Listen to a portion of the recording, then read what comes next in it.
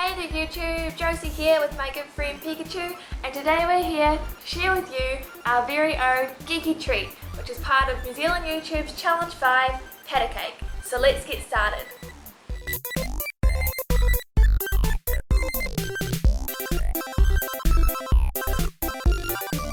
Start by putting the buttercream on top of your cake. This big heap means that you're only going to touch the icing, not the crumbs around the side of the cake, and so they won't get caught up. Spread the icing outwards and don't press down, as this will cause bits of your cake to fall off, which is obviously not really what you want. Use the icing that fell over the side to ice them. Try and keep your icing spatula as vertical as possible, as this leaves a nice and sharp finish. Then to even the icing on top, what you want to do is use nice smooth horizontal strokes. Move your cake to the side once you have finished icing it. Try and make the edges as tidy as possible. After this, you want to dust your surface with icing sugar. This prevents the fondant from sticking to your surface. Next, we are going to roll out the fondant that we are covering our cake with. You want it to be about 2 to 3 millimeters thick once you've finished rolling. Rolling, rolling, rolling on a river, rolling.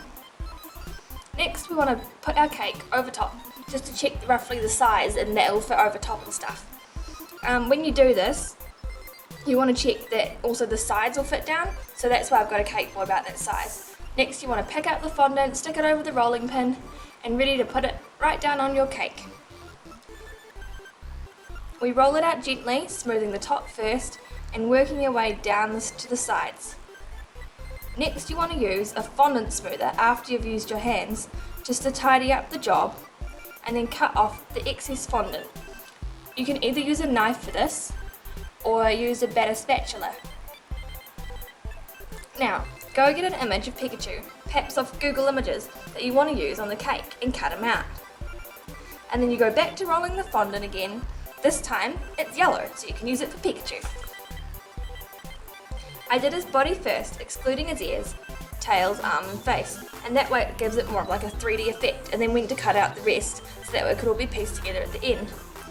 Next, I used water to attach him to the cake. You can also use edible glue for this part. Apply the water carefully to the body and limbs, and then apply it to the cake, using a paintbrush. To make Pikachu's super cute rosy red cheeks, roll a ball of fondant in the red colour, squish it with your finger. I tidied mine up with a ball tool. The same applies to the eyes, adding a tiny white highlight to his teeny tiny eyes. Lastly, paint Pikachu's nose and mouth. I did mine with a toothpick as I didn't have a paintbrush fine enough, but if you have a paintbrush fine enough, go ahead. Lastly, I cut up some yellow lightning bolts with the leftover fondant, so not to waste it, and then stuck them on the cake using the same technique that we used for Pikachu's body. I outlined them with gold paint and then did some extra ones just to give it a bit of a cool lightninger effect. And ta-da! Done!